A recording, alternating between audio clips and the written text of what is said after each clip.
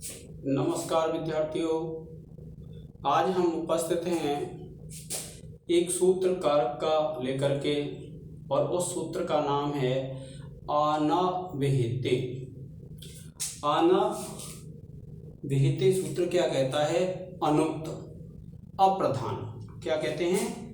अनुक्त या अप्रधान।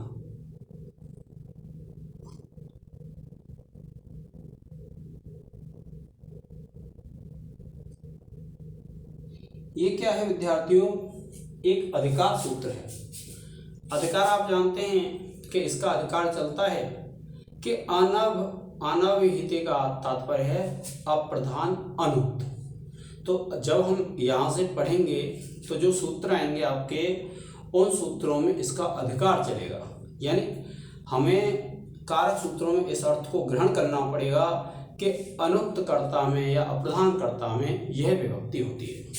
तो देखिए, एक सूत्र है हमारा कर्मणि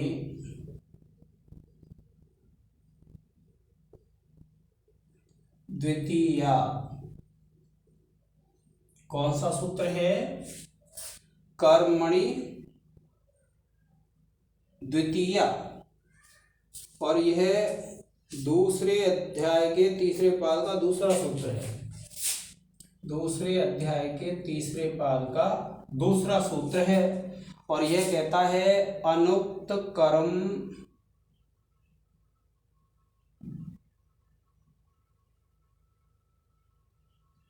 में द्वितीया विभक्ति होती है। क्या कहता है? अनुक्त कर्म में द्वितीया विभक्ति होती है।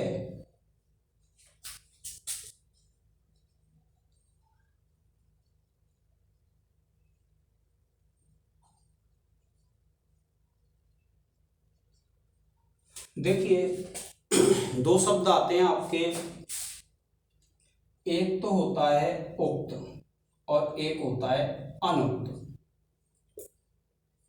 इसको प्रधान भी बोलते हैं और इसको अप्रधान बोलते हैं। इसको अभिहित बोलते हैं और इसको अनवहित बोलते हैं। ठीक है, इन शब्दों का प्रयोग किया जाता है इनके लिए। तो देखिए, जो प्रधान होता है, प्रधान कौन सा होता है? जहां पर उक्त हो, कहा गया हो। और अप्रधान वह होता है जहां अनुक्त हो, जहां नहीं कहा गया हो।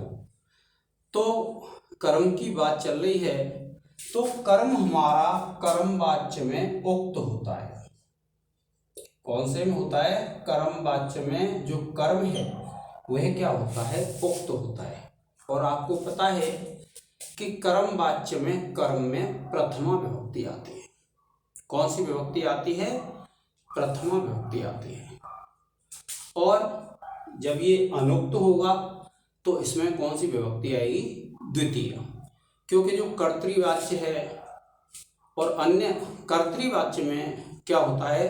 कर्म अनुक्त होता है, अर्थात जो क्रिया है वह कर्म के अनुसार नहीं चलती। और क्रिया जब कर्म के अनुसार नहीं चलती है तो वहां पर कर्म होता है अनुक्त। जैसे देखिए, देवदत्तः हरिं भजति। एक वाक्य है, देवदत्तः हरिं भजति। अर्थात देवदत्त हरि का भजन करता है। जो हरि शब्द है वह किसके लिए आता है? भगवान विष्णु के लिए आता है। तो ये जो हरि है, इसकी एक सूत्र पढ़ा था आपने अभी, कर्तुरीप्सित तमम कर्म। उससे क्या हो जाएगी? इसकी कर्म संज्ञा हो जाएगी, यानी यह कर्म कारक हो जाएगा जो हरि है। और कर्म कारक होने पर जो कर्मणि द्वितीया सूत्र है, उस सूत्र से क्या हो जाएगी? इसमें द्वितीया विभक्ति हो जाएगी। आप लिखेंगे आप लिखेंगे इस उदाहरण में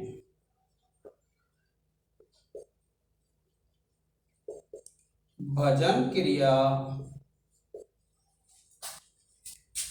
का कर्ता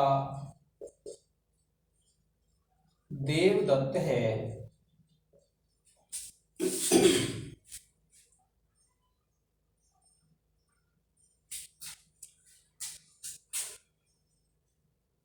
और कर्म हरि है। कर्तु रीप्सित तमम, कर्म से हरि की कर्म कारक संज्ञा होती है।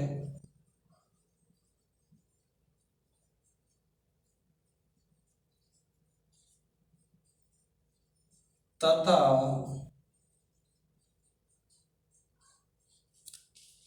कर्मणि द्वितीया सूत्र से अनुक्त कर्म में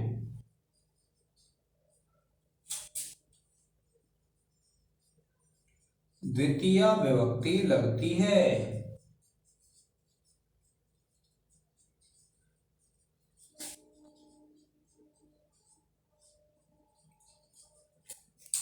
ठीक है विद्यार्थियों, इस प्रकार से जब आप लिख देंगे तो आपका जो सूत्र है कर्मणि द्वितीया, उस सूत्र की संपूर्ण व्याख्या हो जाती है। ऐसे ही अन्य भी उदाहरण हैं विद्यार्थियों। अन्य उदाहरण कौन से हैं? जैसे आप कहते हैं रामः विद्यालयं गच्छति, तो विद्यालयम में द्वितीया है। रामः पुस्तकं पठति, तो पुस्तकम में द्वितीया है। तो इन सब क्या है, ये सब अनभिहित कर्म है, अनुक्त कर्म है। और अनुक्त कर्म जो होता है उसमें कौन सी विभक्ति आ जाती है? द्वितीया विभक्ति। तो सबसे पहले तो हम कहेंगे कि यहाँ पर विद्यालय अनुक्त कर्म है, तो कर्तुरीप्सित तमम कर्म, इस सूत्र से विद्यालय की कर्म संज्ञा हो जाएगी। और कर्मणि द्वितीया सूत्र से कर्म में, अनुक्त कर्म में द्वितीया विभक्ति लग जाएगी। तो इस प्रकार से विद्यार्थियों क्या होता है कि हम कारक सूत्रों की व्याख्या करते हैं। इसी प्रकार से हम कारक सूत्रों को पढ़ते रहेंगे। आज के इस लेक्चर में विद्यार्थियों इतना ही। जय हिंद, जय भारत।